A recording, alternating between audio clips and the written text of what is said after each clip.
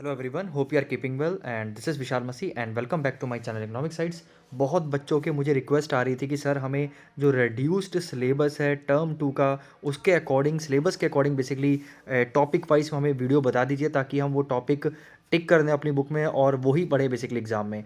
तो उसको देखते हुए मैं आप ये लेक्चर बना रहा हूँ। So I will be covering the full जो आपका टर्म टू का सिलेबस है, that will cover the macro economics basically from the section two theory of income and employment and further chapters. ठीक है, तो चलिए फर्स्ट चैप्टर जो आपका है that is a theory of income and employment. So according to the syllabus इसमें बोला गया है कि basic concepts and the determination of income and employment.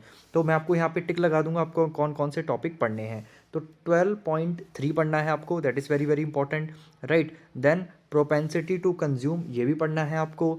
Then you have the propensity to save, this is also you have to cover. ठीक है, इसमें आपको basically जो ये रिलेशनशिप है और ये चीज़ आपको नहीं पढ़नी है। ठीक है, देन सीधा आपको आना है फिर इन ये 12.6 आपको नहीं पढ़ना है। ठीक है, then you have to come directly to the, so basically I will cut that thing which is not coming in the syllabus. So ये भी आपका दोनों नहीं है। रिलेशनशिप दो मैंने कवर किया है अपने लेक्चर्स में, बिकॉज आपकी एक अंडरस्टैंडिंग के लिए एक ज़रूरी है ये भी पढ़ना, लेकिन अगर चाहें तो आप स्किप कर सकते हैं। Then 12.7 you have the determination of income and employment, ये आपका पूरा आएगा। ठीक है, this will be covering this one. This one will be the full determination of the income and equilibrium output using both the approaches. So both are going to come. Then next topic is investment multiplier, जिसमें आपका basically ये दो आपको पढ़ने हैं। ठीक है, these only two topics which you have to cover in the this particular chapter. Okay, from chapter number 13 you have to study the topics which I am just putting the tick on that. तो 13.1 आपको नहीं पढ़ना, मैं cross कर रहा हूँ, इसको नहीं पढ़ना आपको, जिसको क्रॉस करूँगा उसको नहीं पढ़ना। 13.2 पढ़ना है, 13.3 पढ़ना है, 13.4 पढ़ना है जिसमें प्राइमरी फंक्शंस आपका आएगा। Then you have the secondary function and contingent functions, right. Importance of money आपको नहीं पढ़ना। ठीक है, सप्लाई ऑफ मनी पढ़ना है, जिसमें आपका कॉम्पोनेंट्स ऑफ ये आप टॉपिक स्किप कर सकते हैं। Only you have to study the measures of a money supply in India which are M0, M1, M2, M3, M4। ठीक है, ये 5 कॉम्पोनेंट्स बेसिकली आपको पढ़ने हैं। मैंने इसका एक अलग लेक्चर भी बना रखा है जिसका लिंक मैं डिस्क्रिप्शन बॉक्स में दे दूंगा। बहुत बहुत बहुत इंपॉर्टेंट है। हाई पावर्ड मनी भी आपका सिलेबस में है, लेकिन उन्होंने इस बार बैंकिंग में इंक्लूड कर दिया है, बट इस this is also in the syllabus. So ये भी आपको पढ़ना है, which I have also covered. One thing more, इन्होंने एक चीज़ और ऐड की है, इसमें इन्फ्लेशन ऐड की है। इन्फ्लेशन में दो तरह की इन्फ्लेशन इन्होंने ऐड की है, एक है demand pull inflation and cost push inflation. ठीक है, तो बेसिकली ये दोनों चीज़ें आपको पढ़नी है, राइट। ये दोनों भी मैंने ऑलरेडी अपने लेक्चर में कवर कर दिया है। तो आई होप आपको चैप्टर नंबर 13 में सब चीज़ें क्लियर होंगी, क्या पढ़ना है और क्या छोड़ना है, right. Okay, in the chapter number 14 what you have to study that is first what is bank, obviously आपको पढ़ना है। टाइप्स ऑफ बैंक्स नहीं पढ़ना है। फंक्शंस ऑफ कमर्शियल बैंक्स बिल्कुल पढ़ना है। ठीक है, क्रेडिट क्रिएशन देखिए यहाँ पे नहीं दे रखा, तो आई वोंट रिकमेंड यू, आप ये बिल्कुल स्किप कर सकते हैं, मुझे नहीं लग रहा है इसमें से कोई क्वेश्चन आएगा आपका। रोल ऑफ कमर्शियल बैंक इस इन इकोनॉमी नहीं आएगा।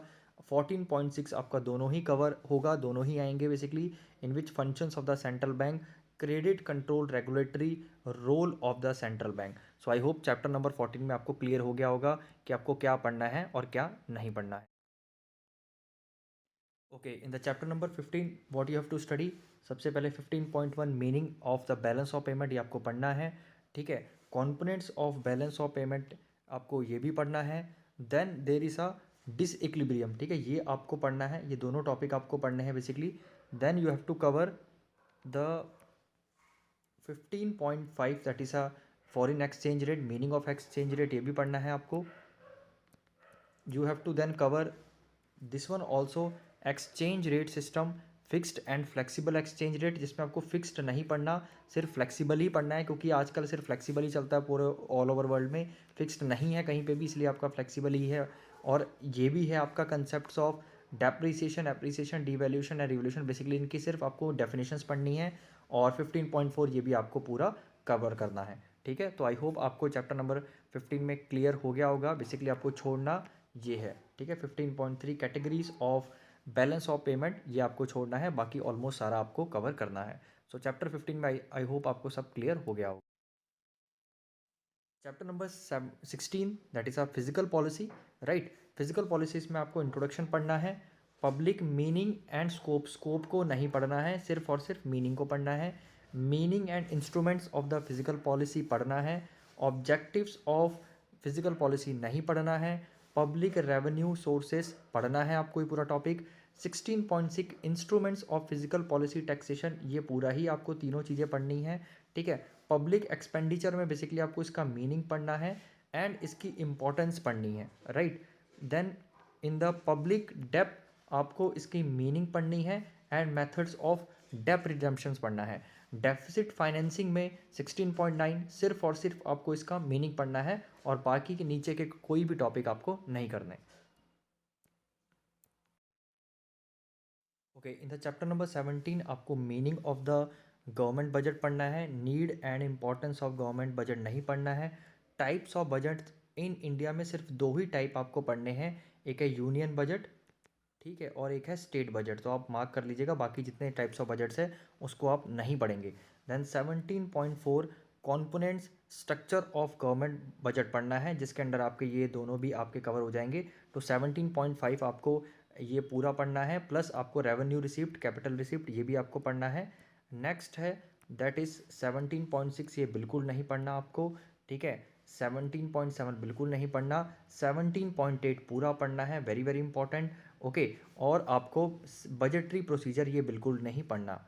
तो आई होप यहाँ पे चैप्टर नंबर 17 में आपको सारी चीज़ें क्लियर हो गई होंगी कि क्या पढ़ना है क्या नहीं। Okay, in the chapter number 18 what is national income first 18.1 नहीं पढ़ना है आपको, okay. You don't have to study 18.1। 18.2 आपको पढ़ना है। 80 मीनिंग भी पढ़ना है, इकोनॉमिक सेक्टर्स भी पढ़ना है, ठीक है। Two sector model without saving investment ये भी पढ़ना है। 18.2.4 ये भी पढ़ना है आपको। 18.2.5 ये भी पढ़ना है। देन फोर सेक्टर ये भी पढ़ना है। This you don't have to study. So chapter number 18 I hope I am clear आपको क्या पढ़ना है और क्या नहीं पढ़ना है। चैप्टर नंबर 19 आपको 19.1 some important relation relating to national income, this you have to study. 19.2 ये भी पढ़ना है, राइट। इसके अंडर 19.1 19.2.1 ये भी आपको कवर करना है, ओके। डिस्पोजेबल इनकम 19.3 ये बिल्कुल आपको सब छोड़ देना है। 19.5 पढ़ना है, इंटर रिलेशन, राइट। 19.5 में आपको बेसिकली सिर्फ ये सेकंड वाला कवर करना है, that is a real GDP and the nominal GDP or the GDP at the constant and the current prices, right. Next you have to cover in the 19.6 that is a 19.6.2 that is a GDP or gross domestic product, national income ऐसा index of economic welfare. तो इतने आपको topics आपको cover करने हैं, ये last वाला topic आपको कवर नहीं करना। तो जो जो मैंने टिक लगाया है वो आपको पढ़ना है बेसिकली।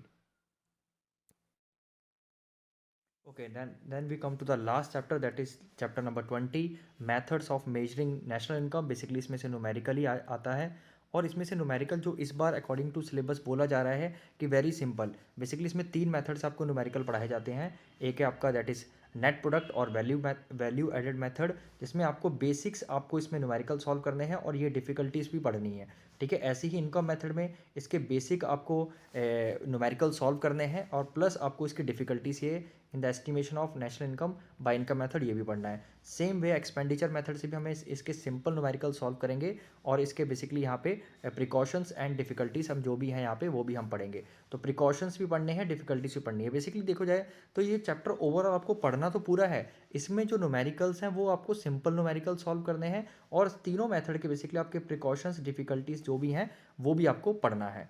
सो ये है आपके बेसिकली पूरा जो सिलेबस है जो आपका इस बार आएगा टर्म 2 में। आई hope I am very very clear. कोई भी डाउट हो मुझे कमेंट सेक्शन में ज़रूर बताइएगा and please to like subscribe and share my video. Thank you so much, God bless you.